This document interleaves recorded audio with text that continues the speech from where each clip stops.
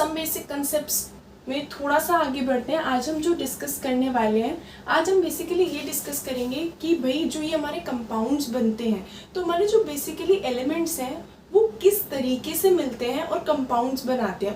भाई जब ये एलिमेंट्स मिलते हैं, खास करके जब ये गैशियस फॉर्म में होते हैं, तो इनको जब ये मिलते हैं ना, तो ये कुछ लॉज को फॉलो करते हैं। उन लॉज को हम आज डिस्कस करेंगे। सबसे पहले जान लेते हैं हमारा जो पूरा का पूरा मैटर होता है। भाई मैटर को तो हम जानते ही है ना, मैटर हमारे आसपास कोई भी चीज है ना, जो थोड़ी स्पेस ऑक्यूपाई करे, जिसकी कोई वॉल्यूम हो, वो सब मैटर होता है। तो मैटर की ना मेन दो पार्ट्स हैं भाई, मेन दो पार्ट्स हम कह सकते हैं मैटर के हैं। पहला पार्ट जो मैटर का कहेंगे वो है हमारे प्योर सब्सटेंसेस, और दूसरा जो होता है वो होते हैं मिक्सचर्स। पहले इनको ही डिस्कस कर लेते हैं भाई। प्योर सब्सटेंस और मिक्सचर्स में क्या डिफरेंस होता है। जो हमारे प्योर सब्सटेंस होते हैं वो क्या होते हैं, प्योर सब्सटेंस होते हैं, ऐसा नहीं है कि वो मतलब अकेले होंगे। प्योर सब्सटेंस का मतलब ये होता है कि हो सकता है जैसे हमारा जो शुगर है, जैसे हमारा जो शुगर होता है, मान लो ये हमारा शुगर है भाई, तो शुगर का फॉर्मूला होता है C12H22O11। इसमें तीन डिफरेंट एलिमेंट्स हमें दिखेंगे। कार्बन भी दिखेगा, हाइड्रोजन भी दिखेगा, ऑक्सीजन भी दिखेगा। लेकिन ये एलिमेंट्स एक दूसरे से कंबाइन कर गए और इन्होंने अब क्या बनाया, एक सेपरेट यूनिट बनाई है, एक सेपरेट मॉलिक्यूल बनाया है। भाई देखो इसमें और इसमें क्या फर्क है। मिक्सचर्स में क्या होते हैं, हम जो दो चीजें मिलाते हैं ना, जैसे हमारा हाइड्रोजन है और हमारा जैसे हमारा वाटर है, और वाटर के अंदर हमने शुगर डाल रखी है भाई, तो ये हमारा मिक्सचर कहलाएगा। क्यों भाई, जब ये दोनों चीजें मिली है ना, तो अब जो नई चीज बनी है, एक्चुअली वो नई चीज है भी नहीं, वो बस क्या है, पानी के इंटरमोलिकुलर स्पेसेस में शुगर फंस गई, बस इतना हुआ है। पानी अभी भी अपनी प्रॉपर्टीज फॉलो कर रहा है और शुगर भी अपनी प्रॉपर्टीज फॉलो कर रही है। तो ये हमारे मिक्सचर्स होते हैं। मिक्सचर्स में जो कॉन्स्टिट्यूएंट पार्टिकल्स होते हैं ना, वो अपनी अपनी प्रॉपर्टी बिल्कुल फॉलो कर रहे होते हैं। जैसे ये जो मिक्सचर है, ये किस किस का बना है, ये पानी और शुगर से मिलकर बना है, तो ये पानी जैसी प्रॉपर्टीज भी फॉलो करेगा और शुगर जैसी प्रॉपर्टीज भी फॉलो करेगा। लेकिन जब हमारा एक प्योर सब्सटेंस जो होता है, जब हमारी ये चीजें मिल जाती हैं और केमिकल बॉन्ड बना लेती हैं, तब ये अपनी प्रॉपर्टी पहले जैसे नहीं फॉलो कर सकती। जैसे हम देखें, हमारा जब हाइड्रोजन और ऑक्सीजन मिलता है तो हमारा वाटर बन जाता है। अब इनमें क्या हुआ, हाइड्रोजन और ऑक्सीजन मिल गए और ये क्या बना दिया, ये एक कंपाउंड बना दिया। देखो भाई, जब पानी और चीनी मिला तो ये दो अलग अलग पार्टिकल्स हैं, बस ये मिल गए हैं। इसमें क्या हुआ, ये इन्होंने आपस में केमिकल बॉन्डिंग कर लिया। अब देखो पता लगाने का क्या तरीका है, ये जो वाटर है इसकी प्रॉपर्टीज इससे और इससे काफी डिफरेंट होगी। अगर हम पानी को देखें तो हमें पता है पानी कौन से स्टेट में होता है, पानी लिक्विड स्टेट में होता है, जबकि हाइड्रोजन गैस है, ऑक्सीजन भी गैस है। और तो और हाइड्रोजन हाईली इन्फ्लेमेबल गैस है, मतलब आसानी से जल सकती है, जबकि ऑक्सीजन क्या होता है, ऑक्सीजन सपोर्टर ऑफ कंबशन है, ये आग लगाने में हेल्प करता है। लेकिन पानी क्या करती है, पानी आग बुझा सकती है, फायर एक्सटिंग्विशर्स में वर्क करते हैं हम इसे। तो ये क्या है, प्योर सब्सटेंस जब ये हमारा बनता है ना, तो इसकी प्रॉपर्टीज इनिशियल सब्सटेंस से, इसके कॉन्स्टिट्यूएंट पार्टिकल से इंटायरली डिफरेंट होती है। जैसे हम एक एग्जाम्पल लेते हैं, आयरन और सल्फर मिला गई।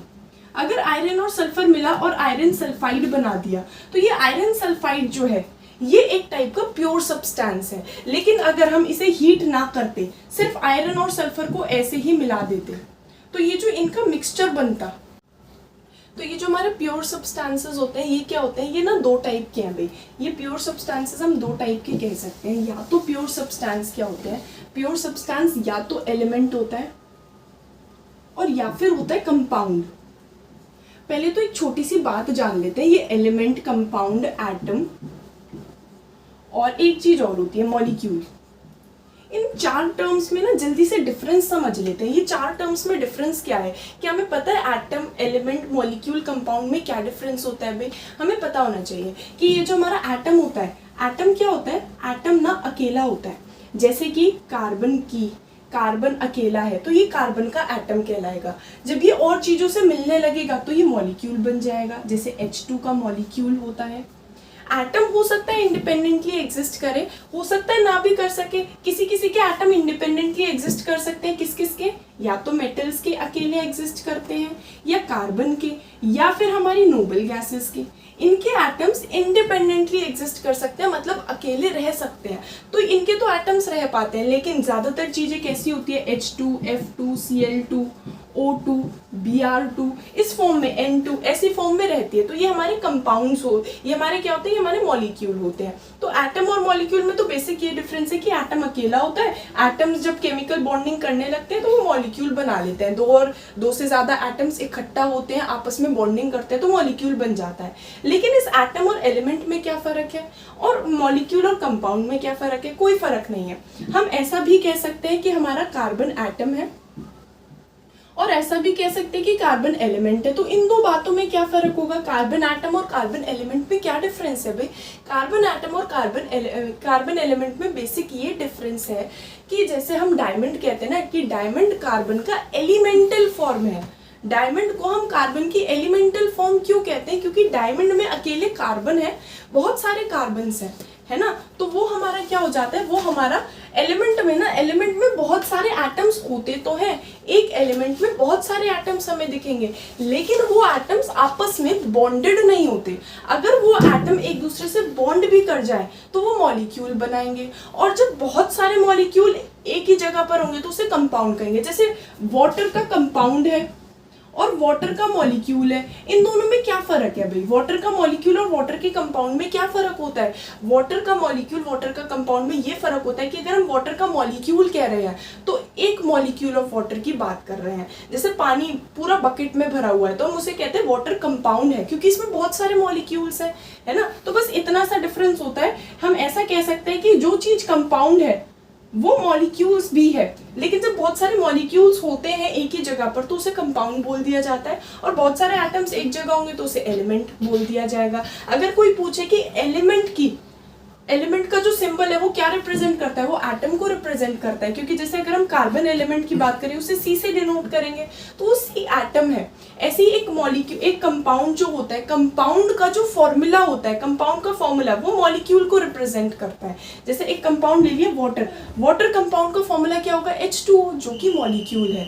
तो मतलब बहुत सारे मॉलिक्यूल जब इकट्ठे होते हैं तो कंपाउंड बोलते हैं, और बहुत सारे एटम इकट्ठे होते हैं तो एलिमेंट बोलते हैं। तो ये हमारे प्योर सब्सटेंसेस है। प्योर सब्सटेंसेस क्या होते हैं, प्योर सब्सटेंसेस में ना जो कॉन्स्टिट्यूएंट पार्टिकल्स होते हैं, मतलब एक ही टाइप के पार्टिकल्स होंगे इसमें क्या होंगे, इसमें हमें अलग अलग पार्टिकल्स दिखेंगे। हमें ऑब्जर्व होगी कि दो अलग अलग पार्टिकल्स हैं, उन दो पार्टिकल्स की अलग अलग प्रॉपर्टीज है, और दोनों ही प्रॉपर्टीज फॉलो हो रही हैं भाई। इसमें क्या होता है, एक ना इंडिपेंडेंट नया सब्सटेंस बनता है, एक इंडिपेंडेंट नया सब्सटेंस बनता है जिसकी प्रॉपर्टी पहले जैसी नहीं होती। जब प्योर सब्सटेंस की बात करें तो हो सकता है वो एक से ज्यादा चीजों का बना हो, लेकिन जो वो नई चीज होती है ना उसकी प्रॉपर्टी पहले जैसी नहीं होती। जबकि इसमें जैसे हम दो चीजों को, जैसे हम सोडियम और क्लोरीन को मिलाते हैं, हमने सुना होगा NaCl के बारे में। NaCl के बारे में तो पता है, ये जो सोडियम है, ये सोडियम पानी में भी आग लगा सकता है, इतना ज्यादा रिएक्टिव मेटल है कि पानी में भी आग लगा देगा। और ये जो क्लोरीन है भाई, सोडियम पानी में आग लगा सकता है। और ये जहां तक इस क्लोरीन की बात है तो क्लोरीन जो है ये ग्रीन कलर की गैस होती है, जो कि हमारे लिए जहरीली है, टॉक्सिक गैस है ये हमारे लिए। अब इन दोनों से मिलकर बना है NaCl, जो टेबल सॉल्ट है, जो हम घर में यूज करते हैं। तो इसमें क्या होता है, इसमें ना जो प्रॉपर्टीज होती हैं, ये Na और Cl नहीं है, ये NaCl का एक चीज बन गया है जिसकी एक सेपरेट इंडिपेंडेंट प्रॉपर्टीज है ना। तो वो हमारा होता है प्योर सब्सटेंस। प्योर सब्सटेंस में बेसिकली हमें एक ही टाइप का पार्टिकल दिखता है भाई। जैसे सोडियम क्लोराइड है, हम कहेंगे इसमें तो दो है, सोडियम भी है क्लोरीन भी है। ये सोडियम क्लोरीन एक दूसरे से इस तरीके से बॉन्डेड है कि अब ना सोडियम अपनी प्रॉपर्टी फॉलो कर पा रहा, ना क्लोरीन अपनी प्रॉपर्टी फॉलो कर पा रहा। ये सोडियम क्लोराइड ही एक यूनिट की तरह बिहेव करता है। जबकि पानी में जब चीनी डालते हैं तो पानी अलग अपनी प्रॉपर्टी दिखाती है, चीनी अपनी प्रॉपर्टी दिखाती है। तो ये हमारे में फर्क है प्योर सब्सटेंस और मिक्सचर्स में। आगे मिक्सचर्स के और टाइप्स दे रखे हैं चैप्टर में जो बहुत आसान है, होमोजीनस मिक्सचर और हेट्रोजीनस मिक्सचर। हमें पता ही है होमोजीनस मिक्सचर में क्या होता है, यूनिफॉर्म कॉम्पोजिशन होती है ऊपर से लेकर नीचे तक, उसकी कॉम्पोजिशन हमें यूनिफॉर्म दिखेगी। जैसे पानी में मिट्टी डालते हैं तो मिट्टी नीचे नीचे आ जाती है, तो वो क्या है, वो हेट्रोजीनस मिक्सचर है। हेट्रोजीनस मिक्सचर क्यों है, क्योंकि पार्टिकल्स एक तरफ इकट्ठा हो रहे हैं, है ना, एक तरफ ज्यादा है एक तरफ कम है, इसे हेट्रोजीनियस मिक्सचर कहते हैं। होमोजीनियस मिक्सचर क्या होता है, जैसे पानी में चीनी डाली और प्रॉपर घोल लिया उसे, तो ऊपर भी उतनी ही मीठी लगेगी नीचे भी उतनी ही मीठी लगेगी, मतलब वो प्रॉपरली मिक्स हो गई है ना। एक ऐसा मिक्सचर है जो हमें लगता तो है कि भाई वो होमोजीनियस है लेकिन वो होता हेट्रोजीनियस है। मिल्क हमारा हेट्रोजीनियस है, जो हमारा मिल्क होता है वो हमें लगता है कि होमोजीनियस है, ऊपर से लेकर नीचे तक सेम ही तो है, लेकिन वो होता हेट्रोजीनियस है। और उसे थोड़ी देर के लिए रख दो तो ऊपर ऊपर उसका फैट जम जाता है, तो मिल्क हमारा हेट्रोजीनियस होता है। मतलब होमोजीनियस हेट्रोजीनियस तो आसान सी बात है ना। एयर हमारा क्या है, होमोजीनियस मिक्सचर है। ऐसा तो नहीं है कि यहाँ पर ऑक्सीजन ज्यादा है कहीं और ऑक्सीजन कम होगी, ऐसा तो बिल्कुल यूनिफॉर्मली बटी हुई है ऑक्सीजन, है ना, एक फिक्स प्रोपोर्शन। तो वो हमारा होमोजीनियस मिक्सचर होता है जो बिल्कुल एक यूनिफॉर्म कॉम्पोजिशन हो, और कहीं ज्यादा कहीं कम ऐसा टाइप का जो मिक्सचर होता है उसको हम हेट्रोजीनियस मिक्सचर कहते हैं। तो ये तो बेसिक सिंपल सी बातें हैं। हमें जो मेन इस चैप्टर में पढ़ना है वो ये है कि जब ये एटम्स मिलकर मॉलिक्यूल बनाते हैं, या बहुत सारे एटम्स जिन्हें हम एलिमेंट कह सकते हैं वो कंपाउंड बनाते हैं, स्पेशली गैसियस फॉर्म में, तो जब वो कंबाइन कर रहे होते हैं तो कंबाइन करते समय वो किन किन लॉज का फॉलो करते हैं, उन लॉज को हम डिस्कस करेंगे। उससे पहले हमें ये डिस्कस करना पड़ेगा डाल्टन की थ्योरी के बारे में, क्योंकि डाल्टन ने जो एक्सप्लेन करा था, डाल्टन ने जो एटॉमिक मॉडल दिया था उसके थ्रू ही हमारे बहुत सारे लॉज बने हैं। तो जल्दी से डाल्टन की थ्योरी को डिस्कस कर लेते हैं ना। भाई जल्दी से डाल्टन्स एटॉमिक थ्योरी पढ़ लेते हैं। डाल्टन ने ना एटम को एक्सप्लेन करने के लिए कुछ बातें कही थी, है ना। एटम को तो हम जानते ही हैं, एटम क्या होता है, स्मॉलेस्ट पार्टिकल होता है मैटर का, जिसको हम फर्दर डिवाइड नहीं कर सकते डाल्टन के हिसाब से। लेकिन हमें पता है एटम से भी छोटे पार्टिकल्स होते हैं, इलेक्ट्रॉन, प्रोटॉन, न्यूट्रॉन। तो डाल्टन ने जो थ्योरी दी थी, हर पोस्टुलेट में हम गड़बड़ निकालेंगे, और अब जो मॉडर्न एटॉमिक थ्योरी है फिर वो हम डिस्कस करेंगे। तो डाल्टन ने कुछ पोस्टुलेट्स दिए थे। फर्स्ट पोस्टुलेट जिसमें से ये था, जो डाल्टन ने कहा था कि हमारा जो मैटर होता है वो छोटे छोटे इनडिविजिबल पार्टिकल्स का बना है। इन छोटे छोटे इनडिविजिबल पार्टिकल्स को ही एटम कहते हैं। तो फर्स्ट पोस्टुलेट तो बहुत आसान है। फर्स्ट पोस्टुलेट क्या कहता है कि जो मैटर है, मैटर है ना, इज कंपोज्ड, मैटर जो है वो कंपोज होता है किससे, composed of very small indivisible particles. पहला पोस्टुलेट ये था। अब इस पोस्टुलेट में हमने क्या गड़बड़ निकाली, हमने कहा कि मैटर जो है वो बहुत छोटे छोटे इंडिविजिबल पार्टिकल का बना है, एटम का। लेकिन इस बात में भी हमने गड़बड़ निकाल दी। हमने क्या कहा, हमने ये कहा कि ठीक है भाई छोटे छोटे तो होते हैं, लेकिन ऐसे नहीं कि स्मॉलेस्ट, इन्होंने वर्ड यूज कर लिया था स्मॉलेस्ट, वहां गड़बड़ आ गई थी। स्मॉलेस्ट पार्टिकल और इनडिविजिबल, तो स्मॉलेस्ट पार्टिकल का मतलब तो ये है कि इससे छोटा कोई पार्टिकल हो नहीं सकता। लेकिन हमें पता है कि एटम से छोटे पार्टिकल होते हैं ना, इलेक्ट्रॉन, प्रोटॉन, न्यूट्रॉन। तो इस तरीके से डाल्टन की फर्स्ट थ्योरी में थोड़ी गड़बड़ आ गई, है ना। डाल्टन ने सेकंड पोस्टुलेट क्या दिया, डाल्टन ने सेकंड पोस्टुलेट दिया भाई कि जो हमारा, अगर हम एक टाइप का मैटर लेते हैं ना, अगर मैं जैसे एक ही एलिमेंट के दो अलग अलग एटम्स ले लूं, एक ही एलिमेंट के दो अलग अलग एटम्स ले लूं, तो उसकी जो प्रॉपर्टीज होगी वो बिल्कुल सेम सी दिखेगी। देखो डाल्टन ने सेकंड पोस्टुलेट में क्या कहा, डाल्टन ने अपना सेकंड पोस्टुलेट देते हुए कहा कि अगर हम एक ही मैटर के ना, अगर मैं एक ही एलिमेंट ले लूं या एक ही कंपाउंड ले लूं, है ना, तो एक ही एलिमेंट के दो अलग अलग एटम्स मैंने लिए, तो उन एटम्स की प्रॉपर्टीज बिल्कुल आइडेंटिकल होगी। एक एलिमेंट के दो एटम्स उठा लिए तो उन दो एटम्स की प्रॉपर्टी बिल्कुल सेम सी दिखेगी। जैसे अगर मैंने कॉपर ले लिया, कॉपर, तो कॉपर का एक एलिमेंट ये लिया, एक एलिमेंट ये लिया, ये दो एलिमेंट, ये जो दो एटम्स है ना, ये बिल्कुल सेम दिखेंगे। तो बात तो सही लग रही है कि जो हमारा, अगर हम एक ही एलिमेंट के दो एटम्स लेंगे तो वो तो सेम ही दिखने चाहिए। वैसे हम भी ये सोच सकते हैं कि जैसे ऑक्सीजन का एलिमेंट है ना, उसके दो ऑक्सीजन के एटम्स ले लिए तो वो बिल्कुल सेम ही तो दिखने चाहिए। तो डाल्टन ने कहा कि अगर हम एक ही चीज लेते हैं, उसके दो अलग अलग एटम्स लेते हैं, तो उनकी प्रॉपर्टीज बिल्कुल आइडेंटिकल दिखती हैं, ऐसा डाल्टन ने कहा। लेकिन इस बात में भी हमने गड़बड़ निकाली। सोचो इस बात में क्या गड़बड़ होगी कि अगर हमने एक ही एलिमेंट के दो एटम्स उठाए तो वो दो एटम बिल्कुल सेम दिखने चाहिए थे, सेम होने चाहिए थे, सेम प्रॉपर्टीज होनी चाहिए थी, लेकिन उनकी प्रॉपर्टीज सेम नहीं है। ऐसा कह सकते हैं, इनकी एक एक्सेप्शन है, उन एक्सेप्शन को हम आइसोटोप कहते हैं। अब ये आइसोटोप्स होते क्या है, आइसोटोप्स होते हैं सेम ही एलिमेंट लेकिन उनके मासेस डिफरेंट हो। भाई ऐसा पॉसिबल तो है कि हमारा एक आम और एक, जैसे हम दो एक ही सेम ही फ्रूट ले रहे हैं लेकिन वो फ्रूट एक हल्का एक भारी है, ऐसे ही हमारे एलिमेंट्स में भी पॉसिबल होता है। हमने दो क्लोरीन के एटम्स लिए, दो क्लोरीन के हमने एटम्स लिए हैं, एक क्लोरीन के एटम का वेट है 35 और एक क्लोरीन के एटम का वेट है 37।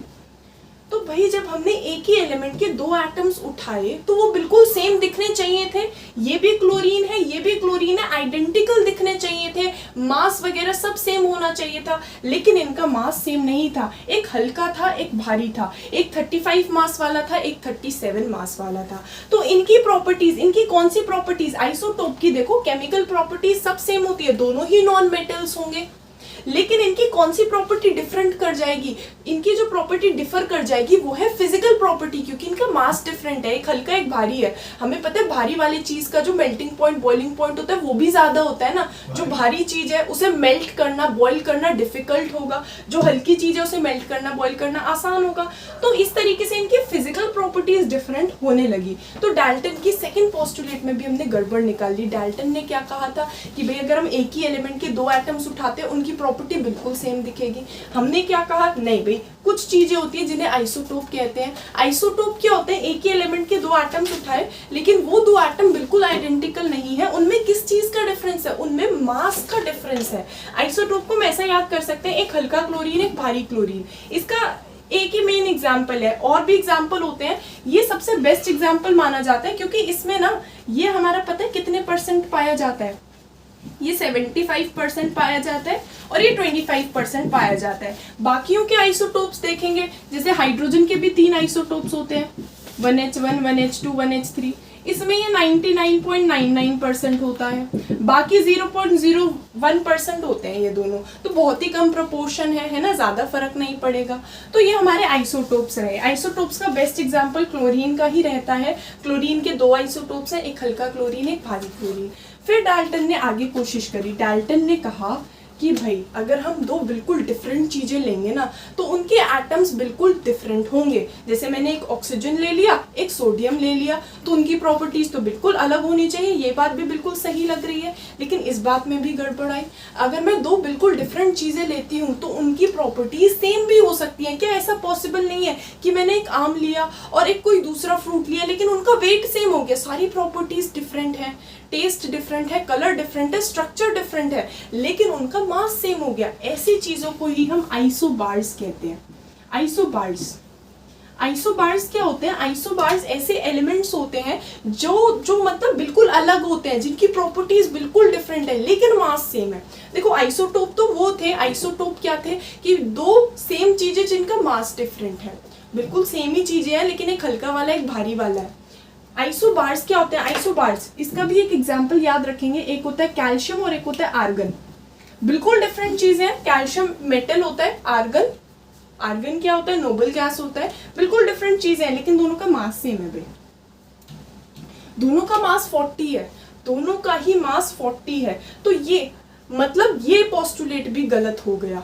डाल्टन ने बड़ी मुश्किल से पोस्टुलेट दिया कि भाई अगर हम दो डिफरेंट चीजें लेते हैं ना तो उनकी प्रॉपर्टीज इंटायरली डिफरेंट होती हैं, लेकिन इन दो की प्रॉपर्टी, इन दो का मास सेम था। आगे डाल्टन ने कोशिश करी, भाई डाल्टन ने 5th पोस्टुलेट में क्या कहा, डाल्टन ने 5th पोस्टुलेट में कहा वही आसान सी बात कि जो हमारे ये जो एलिमेंट्स है ना ये जब कंबाइन करते हैं तो ये सिंपल फिक्स्ड रेशो में कंबाइन करते हैं कंपाउंड फॉर्म करने के लिए। ये भी बात सही लग रही है, जैसे CO2 है, इसमें C और O का रेशो तो फिक्स्ड है ना 1:2 और सिंपल फिक्स्ड रेशो, बात तो सही लग रही है कि जब भी एलिमेंट्स कंबाइन करेंगे तो वो एक सिंपल फिक्स्ड रेशो में कंबाइन करेंगे। कहीं का भी CO2 ले लो, कार्बन 1 दिखेगा, ऑक्सीजन 2 दिखेंगे, हर जगह रेशो 1:2 ही रहेगा, कहीं का भी CO2 ले लो।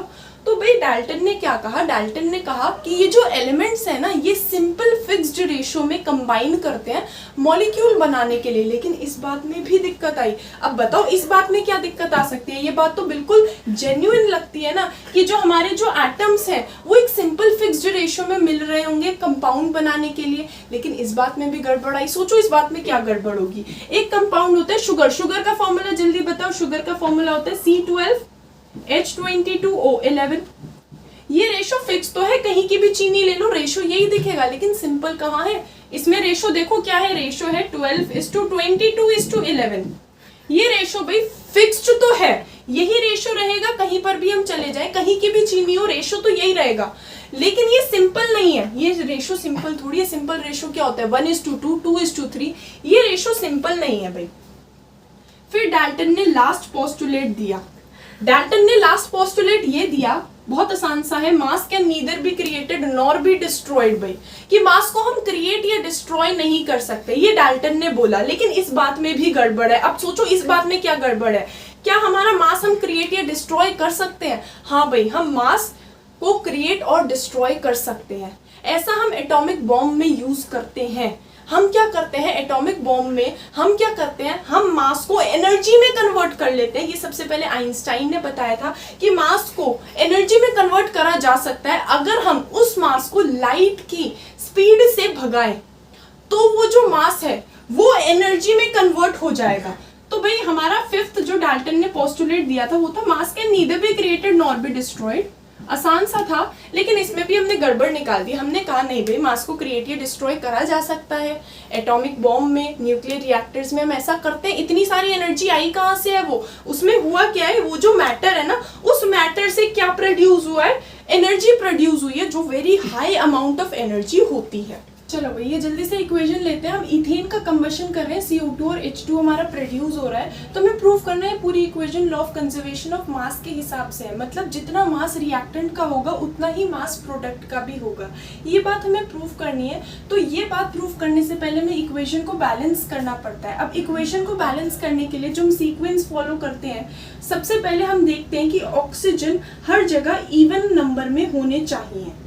दूसरा हम देखते हैं कि सबसे पहले हम मेटल को बैलेंस करते हैं, फिर हम नॉन मेटल को बैलेंस करते हैं, फिर हम हाइड्रोजन को, और लास्ट में हम ऑक्सीजन को बैलेंस करते हैं। अगर हम ये सीक्वेंस फॉलो करेंगे तो हमारी इक्वेशन बहुत जल्दी बैलेंस हो जाएगी। तो देखो ये इक्वेशन हमारी कैसे बैलेंस होगी। यहाँ 2 ऑक्सीजन है, ऑलरेडी इवन है, यहाँ 2 है, ये भी इवन है, यहाँ 1 है भाई, ये ऑड है। तो इसे इवन बनाने के लिए हम यहाँ 2 से मल्टीप्लाई कर देंगे।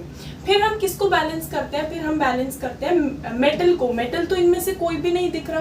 फिर हम बैलेंस करते हैं नॉन मेटल को। नॉन मेटल मुझे कार्बन दिख रहा है, यहाँ पे 2 कार्बन है, यहाँ पे 1 कार्बन है, हम यहाँ पे 2 से मल्टीप्लाई कर देंगे। हमने यहाँ पे 2 से मल्टीप्लाई कर दिया। फिर हम बैलेंस करते हैं हाइड्रोजन को। हाइड्रोजन कितने हमें दिख रहे हैं भाई? हाइड्रोजन हमें कितने दिख रहे हैं? यहाँ तो हमें 6 हाइड्रोजन दिख रहे हैं, और यहाँ पर हमें 4 हाइड्रोजन एटम्स दिख रहे हैं। यहाँ पे 6 हाइड्रोजन दिख रहे हैं और यहाँ पे 4। तो अब हम ऐसा नंबर सोचेंगे जो 6 और 4 दोनों की ही टेबल में आता हो। तो मतलब एक तरीके से इनका एलसीएम सोचना है। 6 और 4 दोनों की ही टेबल में भाई 12 आता है, तो 6 2 12 होता है, और भाई 4 3 और ये जो हमारा है ये नंबर हमें हटाना पड़ेगा। इसको 12 बनाने के लिए हमें इसे 6 से मल्टीप्लाई कर देना पड़ेगा। तो 6 से मल्टीप्लाई हो गया। अभी हम इस इक्वेशन में देखेंगे तो हमारा कार्बन भी डिसबैलेंस हो गया। यहाँ पे कार्बन 4 थे, तो यहाँ पे भी कार्बन 4 होने चाहिए। हमें यहाँ पे 4 CO2 करना पड़ेगा। लास्ट में हम क्या करेंगे? लास्ट में हम ऑक्सीजन को बैलेंस करते हैं। तो ऑक्सीजन को बैलेंस करने के लिए हम देखते हैं यहाँ पे हमें कितने ऑक्सीजन दिख रहे हैं? यहाँ पे 8 दिख रहे हैं, यहाँ पे 6 ऑक्सीजन, तो टोटल 14 ऑक्सीजन हो गए। इधर भी 14 होने चाहिए, इसलिए हम यहाँ पर 7 से मल्टीप्लाई कर देंगे। तो इस तरीके से हमारी पूरी इक्वेशन बैलेंस हो जाएगी। अब जब ये इक्वेशन बैलेंस हो चुकी है, एक हमारा आसान सा क्वेश्चन ये हो सकता है कि भाई हमें ये दे दे कि A + B जो है वो मिलकर C + D बना रहे हैं, और इसमें A का वेट है 15, B का वेट हमें नहीं पता, इसका वेट है 12 और इसका वेट है 7। B का वेट निकालना है हमें। तो बस क्या होगा, total mass of reactant is equal to total mass of product, वो वाली चीज़ हम यूज़ करेंगे और B का मास निकाल लेंगे। तो बहुत आसान सा लॉ है, इसमें रेयर ही कोई क्वेश्चन आता है। Law of conservation of mass क्या कहता है कि जो हमारा टोटल मास ऑफ रिएक्टेंट है वो टोटल मास ऑफ प्रोडक्ट के इक्वल होगा। मास can neither be created nor be destroyed. ठीक है, तो ये हमारा law of conservation of mass था, जो कि फर्स्ट लॉ था। अब हमें सेकेंड लॉ पढ़ना है। सेकेंड लॉ है हमारा law of definite proportions. Second law हमारा जो है उसे हम कहते हैं लॉ ऑफ डेफिनाइट प्रोपोर्शंस। ये क्या कहता है? ये लॉ हमारा क्या कहता है? ये लॉ हमारा कहता है लॉ ऑफ डेफिनाइट प्रोपोर्शन। ये कहता है कि जो हमारा कंपाउंड है ना, वो एलिमेंट से मिलकर मिलकर बना है, ये तो हमें पता है, ये कंपाउंड एलिमेंट से मिलकर बना है। पता है ये लॉ क्या कहता है? ये कहता है कि ये जो एलिमेंट्स मिले हैं ना, ये एलिमेंट्स जो हैं ये मिलकर जब कंपाउंड बनाते हैं तो अब वो कंपाउंड कहीं का भी हो, इर्रिस्पेक्टिव ऑफ सोर्स, उसमें वही दो एलिमेंट्स होंगे और उसी स्पेसिफिक रेशो में होंगे। जैसे कि हम बात करते हैं कि हमारा ना वाटर है, एक रिवर वाटर है, एक सी वाटर है,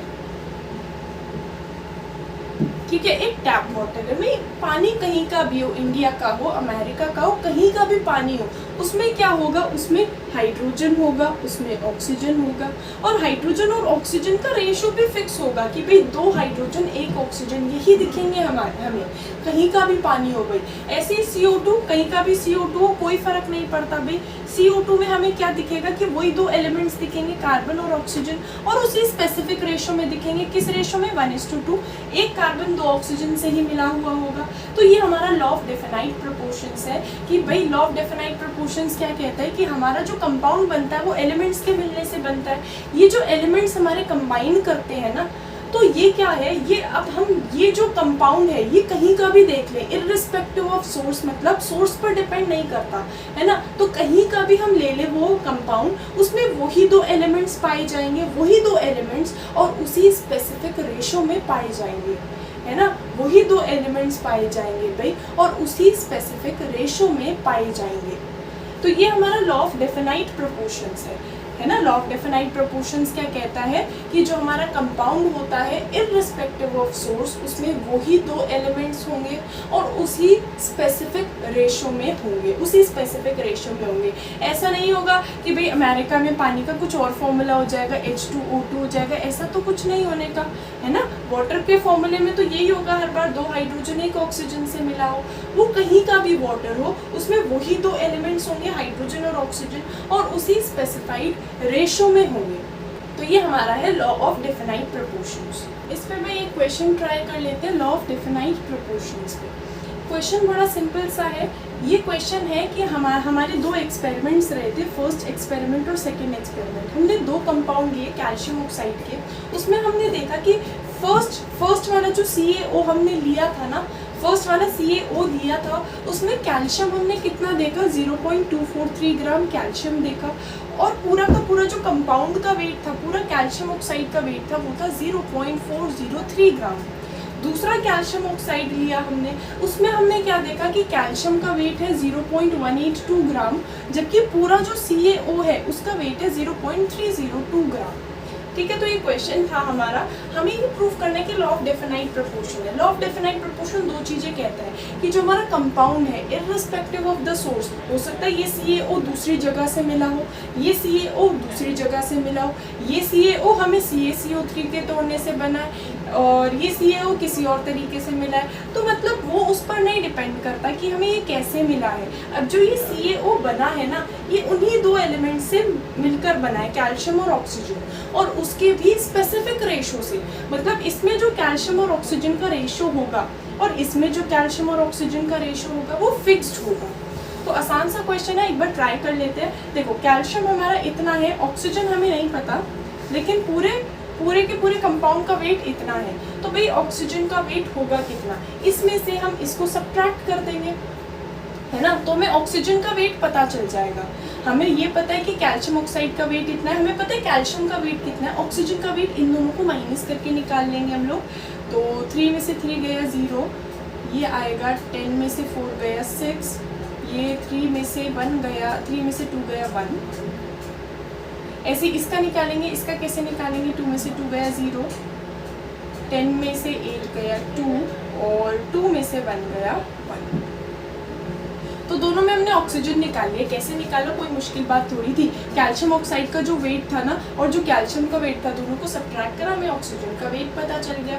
तो अब हमें ऑक्सीजन का वेट पता है दोनों केसेस का। अब हम क्या करेंगे? अब ना हम रेशो निकालेंगे।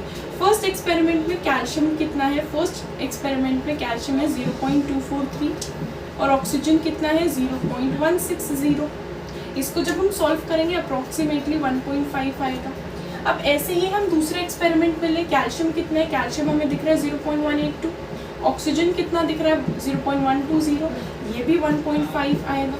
मतलब हमारा law of definite proportion proof हो गया कि भाई हमारा कैल्शियम ऑक्साइड हमने कहीं का भी लिया हो कोई फर्क नहीं पड़ता, उसमें वही कैल्शियम और ऑक्सीजन थे और उसी स्पेसिफिक रेशो में थे। तो इस तरीके से हमारा ये जो एक्सपेरिमेंट है ये प्रूफ हो जाता है। लॉ ऑफ डेफिनाइट प्रोपोर्शंस, इस लॉ ऑफ डेफिनाइट प्रोपोर्शन को हम लॉ ऑफ कांस्टेंट प्रोपोर्शन भी कहते हैं। ये लेवॉइसर ने हमें ये लॉ दिया था, है ना, और बहुत आसान सा लॉ है कि एक कंपाउंड एलिमेंट से मिलकर बना है, उन एलिमेंट्स का भाई जो कंपाउंड है ना वो इर्रेस्पेक्टिव ऑफ सोर्स उसमें वही दो एलिमेंट होंगे और उसी फिक्स्ड रेशो में होंगे। इसके बाद हम जो पढ़ने वाले हैं लॉ ऑफ मल्टीपल प्रोपोर्शंस। अब ये लॉ ऑफ मल्टीपल प्रोपोर्शंस क्या कहता है? लॉ ऑफ मल्टीपल प्रोपोर्शंस कहता है कि जो हमारे कंपाउंड है ना, ये जो हमारे एलिमेंट्स कंबाइन हुए हैं, कंपाउंड फॉर्म करा है, तो अगर ऐसा पॉसिबल है कि जैसे ना हमारा हाइड्रोजन ऑक्सीजन मिल रहा है और हमें पता है ये दोनों मिलकर वाटर बनाते हैं, लेकिन हमें पता है ये दोनों ही मिलकर H2O2 भी तो बनाते हैं, हाइड्रोजन परऑक्साइड। अगर ऐसा पॉसिबल है कि दो रिएक्टेंट मिलकर दो डिफरेंट प्रोडक्ट दे पा रहे हैं, जैसे हमें पता है कि C+O2 CO2 देता है, लेकिन ऑक्सीजन कम हो तो C+O2 CO भी देने लगता है, कार्बन मोनोऑक्साइड भी देने लगता है। तो अगर ऐसा पॉसिबल हो वो दो रिएक्टेंट मिलकर किसी केस में अलग प्रोडक्ट भी दे रहे हो और दूसरे केस में अलग प्रोडक्ट दे रहे हो, है ना, जैसे हाइड्रोजन ऑक्सीजन मिलकर वाटर भी बनाता है, हाइड्रोजन ऑक्सीजन मिलकर हाइड्रोजन परऑक्साइड भी बनाता है। भाई अगर दो रिएक्टेंट मिलकर दो डिफरेंट प्रोडक्ट दे सकें अलग अलग कंडीशंस में, और इस केस में हम एक का मास फिक्स कर दें, तो जो दूसरे का मास होगा वो एक सिंपल फिक्स्ड रेशियो में होगा। देखो भाई क्या है ये लॉ, कुछ ज़्यादा मुश्किल वाली बात नहीं है। ये लॉ कहता है कि अगर यही दो रिएक्टेंट मिलकर दो डिफरेंट प्रोडक्ट दे रहे हैं, हाइड्रोजन ऑक्सीजन मिलकर एक बार पानी बना रहा है, हाइड्रोजन ऑक्सीजन मिलकर एक बार हाइड्रोजन परऑक्साइड बना रहा है, वही दो रिएक्टेंट मिलकर दो डिफरेंट प्रोडक्ट अगर दे सकते हैं, तो ये जो दो डिफरेंट प्रोडक्ट हमें मिल रहे हैं ना, इसमें हम अगर क्या करें, एक रिएक्टेंट का मास तो कांस्टेंट कर दें, तो जो दूसरे रिएक्टेंट का मास होगा वो एक फिक्स्ड रेशियो में होगा। देखो एग्जांपल लेकर करते हैं, पहले इक्वेशन को बैलेंस करते हैं। इस इक्वेशन में ऑक्सीजन यहाँ 2 है, यहाँ एक ही है, तो यहाँ इवन बनाते हैं, यहाँ 2 हो गए, यहाँ 4 हाइड्रोजन है, यहाँ 2 से मल्टीप्लाई करा, इक्वेशन हमारी बैलेंस हो गई। ये इक्वेशन ऑलरेडी हमें बैलेंस्ड दिख रही है। तो अब हम देखते हैं अब इसमें हो क्या रहा है। इसमें देखो, इसमें हाइड्रोजन का वेट कितना होगा, इसमें टोटल 4 हाइड्रोजन है, तो इसमें हाइड्रोजन का वेट है 4। इसमें ऑक्सीजन का वेट कितना है 16 2 32। इसमें वाटर का वेट कितना है, एक वाटर का होता है 18 2 36। दूसरे एक्सपेरिमेंट में देखते हैं। दूसरे एक्सपेरिमेंट में हाइड्रोजन का 2 ग्राम इसके 32 ग्राम से रिएक्ट करके इसका कितना दे रहा है 2 प्लस ये हो जाएगा हमारा 34 ग्राम आ जाएगा ये, ठीक है। Law of conservation of mass भी है कि 4 + 32 = 36। जो टोटल रिएक्टेंट का मास है वो टोटल प्रोडक्ट ऑफ मास के इक्वल ही है। अब हम जो देखने वाली बात है वो ये है कि अगर हमने इसमें ऑक्सीजन का वेट, तो देखो दोनों में कांस्टेंट है, 32 है।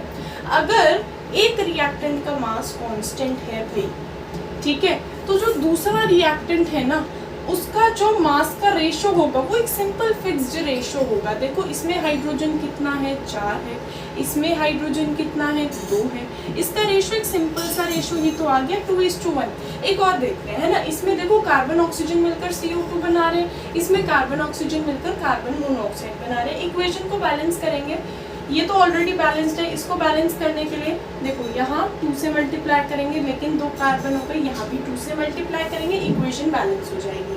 अब हम क्या कह सकते हैं, कार्बन का वेट 12 होता है, इसका वेट 32, इसका वेट 44। अब इसका करेंगे तो 24 आ जाएगा, 2 कार्बन है ना, और इसका आ जाएगा 32, इसका आ जाएगा भाई, इन दोनों को प्लस कर लेते हैं ना 56। अब देखो अब क्या होगा, ये हमने निकाल लिया। इसमें एक रिएक्टेंट का मास हमें फिक्स्ड ऑलरेडी दिख रहा है, एक रिएक्टेंट का मास ऑलरेडी फिक्स्ड है, तो जो दूसरा रिएक्टेंट है ना, दूसरा रिएक्टेंट कार्बन, उसका अगर हम रेशो निकालें, इसमें कार्बन कितना है 12, इसमें कार्बन कितना है 24, तो रेशो एक सिंपल सा रेशो ही तो आ गया 1:2, एक सिंपल सा रेशो आ जाएगा। आसान सा लॉ है ये। लॉ कहता है कि अगर दो चीजें मिलकर अगर ये जो x प्लस वाई है और यहाँ पे भी x प्लस वाई है, ये यहाँ पर कुछ अलग कंपाउंड दे रहा है और इसमें कुछ अलग कंपाउंड दे रहा है ना। अगर वही दो रिएक्टेंट मिलकर दो डिफरेंट प्रोडक्ट दे सकते हैं और हम एक का मास फिक्स कर दे, जो दो दूसरे का मास है ना, उनका अगर हम रेशो निकालें तो वो एक सिंपल फिक्स्ड रेशो आएगा। ये हमारा लॉ ऑफ मल्टीपल प्रोपोर्शन है। इस पर एक क्वेश्चन करने की कोशिश करते हैं। तो भाई इस पे बेस्ड एक क्वेश्चन करते हैं। हमने नाइट्रोजन और ऑक्सीजन को मिलाया अलग अलग कंडीशंस में। ये कभी N2O दे रहा है, कभी NO दे रहा है, कभी N2O3, कभी NO2, कभी N2O5, डिफरेंट प्रोडक्ट दे रहा है। ठीक है, ये अलग अलग प्रोडक्ट इसने दे दिए। इसको हम लाफिंग गैस भी कहते हैं, है ना।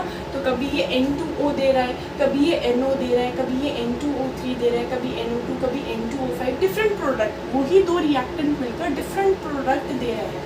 तो ऐसे केस में अगर मैं एक का मास फिक्स कर दूँ तो जो दूसरे का मास होगा वो एक सिंपल फिक्स्ड रेशियो में होगा।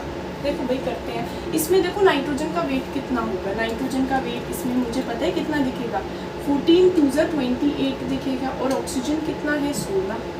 इसमें नाइट्रोजन कितना है, इसमें नाइट्रोजन 14 ग्राम है, ऑक्सीजन कितना है, 16। इसमें नाइट्रोजन कितना है, देखो भाई 28 ग्राम। और ऑक्सीजन कितना है, 16 3 48। इसमें नाइट्रोजन कितना है, 14 ग्राम। ऑक्सीजन कितना हो जाएगा भाई, 16 2 32। इसमें नाइट्रोजन कितना है, 28 ग्राम। ऑक्सीजन कितना हो जाएगा भाई, ऑक्सीजन हो जाएगा 16 5 80। ठीक है, तो हमने नाइट्रोजन और ऑक्सीजन के मासेस निकाल लिए। अब क्या करेंगे, अब हमें एक का मास कांस्टेंट करना पड़ेगा। हमें दिख रहा है कभी 28, कभी 14, हमें ऐसा नहीं चाहिए पड़ेगा। हमें क्या करना है, हमें हर जगह 28 बनाना पड़ेगा। एक का मास हमें कांस्टेंट करना पड़ेगा। क्या कहता है लॉ ऑफ मल्टीपल प्रोपोर्शन कि भाई वही दो चीज़ें मिलकर अलग अलग प्रोडक्ट बना रही हैं। तो अगर एक का मास फिक्स कर दो ना, तो जो दूसरे का मास होगा वो एक सिंपल फिक्स्ड रेशियो में आएगा। अब हम क्या कर रहे हैं, हम इसका मास फिक्स करने की कोशिश कर रहे हैं। अभी यहाँ जैसे ये 14 है, 14 नहीं चाहिए हमें, 28 चाहिए। तो पूरी इक्वेशन को 2 से मल्टीप्लाई कर देंगे, है ना। तो यहाँ क्या आएगा, 14 की जगह पे 28 आएगा। और यहाँ फिर 2 से मल्टीप्लाई करना पड़ेगा, तो 16 2 32 आएगा। ऐसे यहाँ मुझे 14 दिख रहा है, 14 नहीं चाहिए पड़ेगा, 2 से मल्टीप्लाई करना पड़ेगा। तो जब हम इसे 2 से मल्टीप्लाई करेंगे तो यहाँ आ जाएगा 28। यहाँ लिखा था भाई 32, है ना, 16 2 32। 32 को 2 से मल्टीप्लाई करेंगे आएगा 64। अब हमारा नाइट्रोजन का वेट जो है वो हमारा कांस्टेंट हो चुका है। नाइट्रोजन का वेट कांस्टेंट हो चुका है। अब हम ऑक्सीजन के वेट का रेशो देखते हैं। ऑक्सीजन के वेट का रेशो क्या है, 16:32:48:64:80। सारे नंबर 16 से डिविजिबल हैं। ऑक्सीजन का रेशो देखा जाए तो ये आ जाएगा 16 1 16, 16 2 32, 16 3 48, 16 4 64, 16 5 80। तो एक सिंपल फिक्स्ड रेशो आ गया। तो ये हमारा लॉ ऑफ मल्टीपल प्रोपोर्शन है। क्या कहता है कि अगर हम ना एक का मास फिक्स कर दें, वही दो रिएक्टेंट मिलकर अगर अलग अलग प्रोडक्ट बना रहे हैं और एक रिएक्टेंट का मास फिक्स कर दिया जाए, तो जो दूसरा रिएक्टेंट है ना उसके मास का रेशो एक सिंपल फिक्स रेशो होगा, 1:2:2, एक सिंपल सा रेशो हमारे पास आ गया। तो ये हमारा लॉ ऑफ मल्टीपल प्रोपोर्शंस है। इसके बाद जो हमें पढ़ना है वो है law of reciprocal proportions. Law of reciprocal proportions क्या कहता है? लॉ ऑफ रेसिप्रोकल प्रोपोर्शंस क्या कहता है, ये ना 3 रिएक्टेंट से डील करता है, 3 रिएक्टेंट से। लॉ ऑफ मल्टीपल प्रोपोर्शन क्या कहता था कि 2 रिएक्टेंट है वो दोनों मिलकर डिफरेंट प्रोडक्ट दे रहे हैं। ये क्या है, ये 3 रिएक्टेंट से डील करेगा। इसे हम एग्जाम्पल से ही समझते हैं। जैसे कि हम एग्जाम्पल लेते हैं HOS। H और O का जो मतलब H और O का जो कंपाउंड होता है उसे हम H2O कहते हैं। H और S का जो होता है ना उसे हम H2S कहते हैं। और S और O का जो कंपाउंड होता है उसे हम SO2 कहते हैं। तो बेसिकली ये लॉ कहता क्या है, ये लॉ 3 रिएक्टेंट से डील करता है। कहता क्या है ये लॉ, ये लॉ ये कहता है कि अगर जैसे ये हाइड्रोजन है, ये ऑक्सीजन है, अगर ये हाइड्रोजन और ऑक्सीजन ये जब आपस में रिएक्ट करते हैं कंपाउंड बनाते हैं, है ना, H2O बनाते हैं। अगर ये हाइड्रोजन एक तीसरे कंपाउंड से, ऑक्सीजन को छोड़कर एक तीसरे कंपाउंड से भी रिएक्ट कर सके, और ऐसे ही ये ऑक्सीजन भी एक तीसरे कंपाउंड से रिएक्ट कर सके। एक और लेने की कोशिश करते हैं भाई, है ना, एक और एग्जांपल लेते हैं। इसमें हम ले लेते हैं कार्बन, हाइड्रोजन, ऑक्सीजन। ठीक है, हमें पता है कार्बन और हाइड्रोजन मिलकर क्या बनाता है, CH4। कार्बन ऑक्सीजन मिलकर क्या बनाता है, CO2। हाइड्रोजन ऑक्सीजन मिलकर क्या बनाता है, H2O। अब इसमें कार्बन कितना है, 12, इसमें ऑक्सीजन कितना है, 32, इसमें हाइड्रोजन 2, इसमें ऑक्सीजन 16, इसमें कार्बन 12 और हाइड्रोजन 4। अब देखो इन दोनों में ऑक्सीजन सेम होना चाहिए, लेकिन सेम है नहीं। इसमें ऑक्सीजन का वेट है 32, इसमें ऑक्सीजन का वेट है 16। क्या करोगे, कुछ नहीं, कोई डिफिकल्ट वाली बात नहीं है। पूरी इक्वेशन को 2 से मल्टीप्लाई कर दो भाई, तो ये हो जाएगा 4 और ये हो जाएगा 32। अब तो ऑक्सीजन का वेट सेम हो गया, ऑक्सीजन का वेट अब सेम हो गया।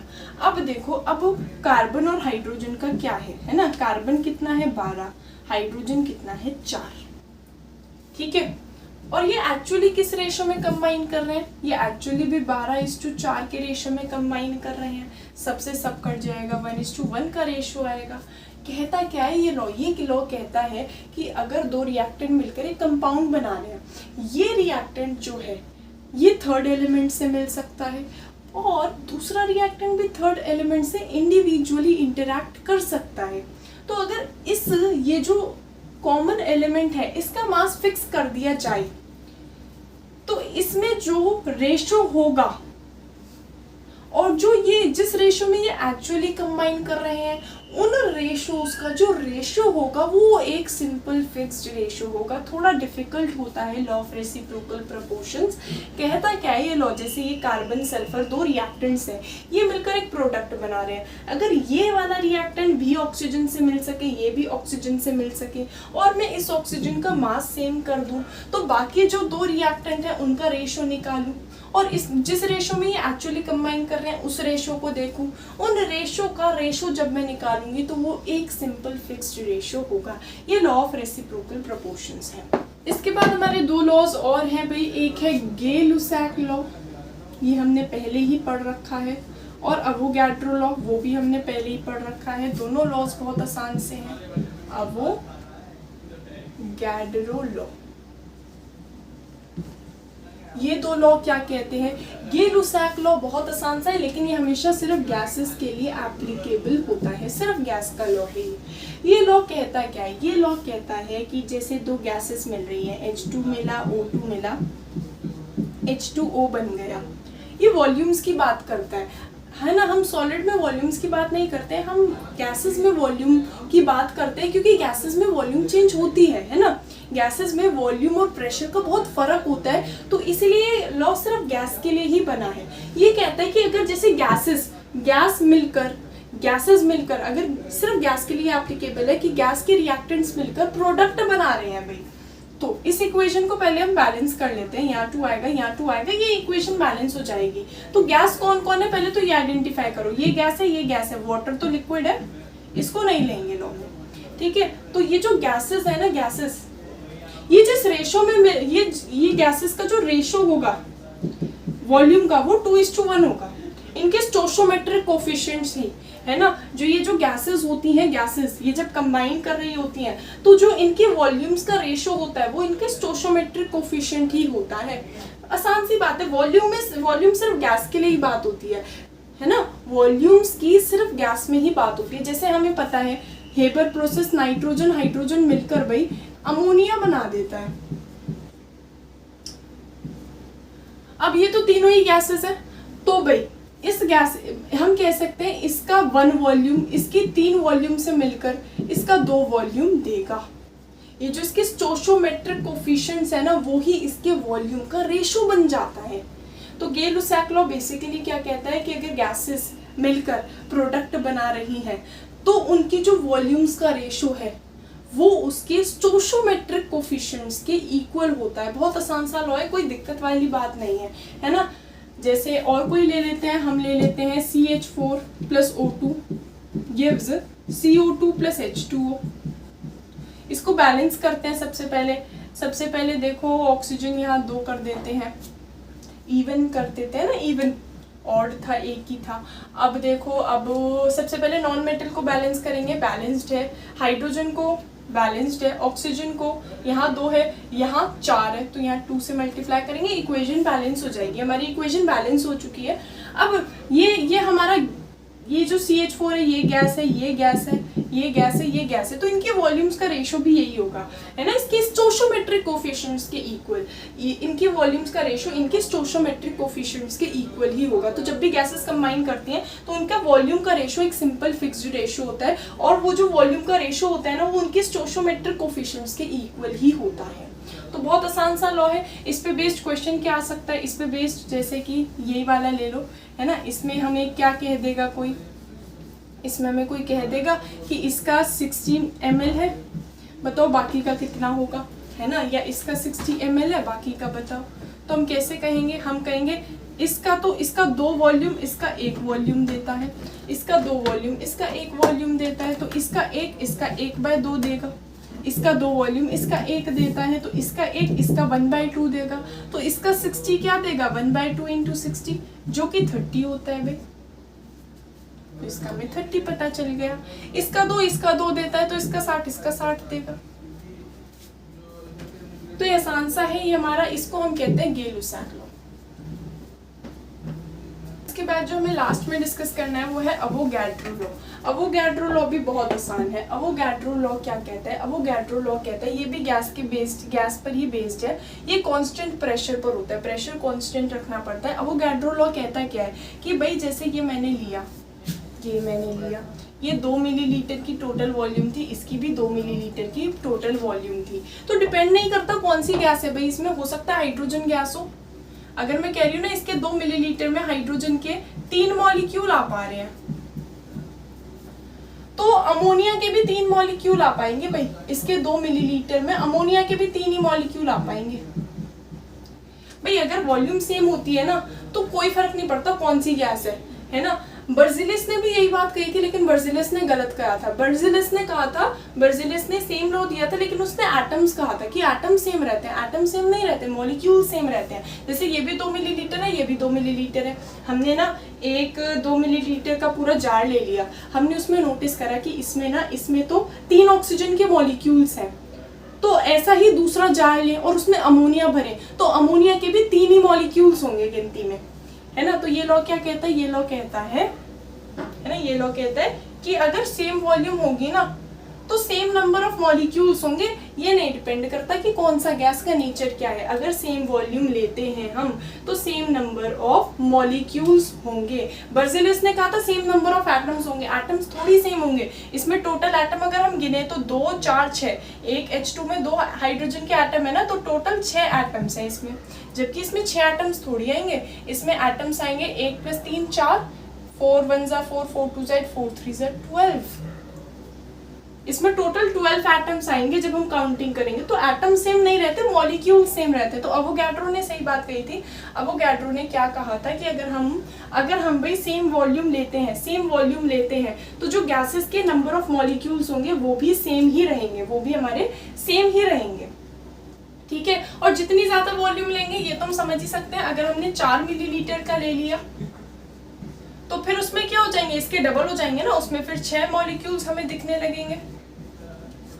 जितनी ज्यादा हम वॉल्यूम लेते हैं उतने ज्यादा ही मॉलिक्यूल्स होने लगेंगे। तो इस लॉ का देखो भाई, इस लॉ की थ्योरी जो है, लाइन जो हमें लिखनी पड़ेगी वो तो हम ये लिखेंगे कि अगर हम सेम वॉल्यूम लेते हैं, same volume of gases under same pressure, है ना, same temperature, contain equal number of molecules, equal number of molecules होगा। अगर हमने इसकी भी वॉल्यूम सेम रखी है तो सेम नंबर ऑफ मॉलिक्यूल्स होने वाले हैं, है ना। लेकिन इसका मैथमेटिकल फॉर्म क्या लेंगे, इसका मैथमेटिकल फॉर्म लेंगे कि जो अगर हमने वॉल्यूम बढ़ा दिया तो नंबर ऑफ मॉलिक्यूल्स भी बढ़ जाते हैं, मतलब volume is directly proportional to number of molecules. ये इस लॉ का मैथमेटिकल फॉर्म होता है ना। वैसे तो ये लॉ कहता है कि अगर हमने सेम वॉल्यूम ली है तो सेम मॉलिक्यूल्स दिखेंगे, है ना। इंडिपेंडेंट होगा कि भाई कौन सी गैस है, वो हाइड्रोजन, अमोनिया, ऑक्सीजन, कोई भी गैस हो, कोई फर्क नहीं पड़ता। अगर यही हम लेते SO2 तो SO2 के भी 3 ही मॉलिक्यूल दिखते हैं हमको। ये नहीं डिपेंड करता कौन सी गैस है ना। सेम नंबर ऑफ मॉलिक्यूल दिखेंगे, सेम नंबर ऑफ एटम्स नहीं, सेम नंबर ऑफ मॉलिक्यूल्स दिखेंगे। तो ये हमारा अवोगाड्रो लॉ था।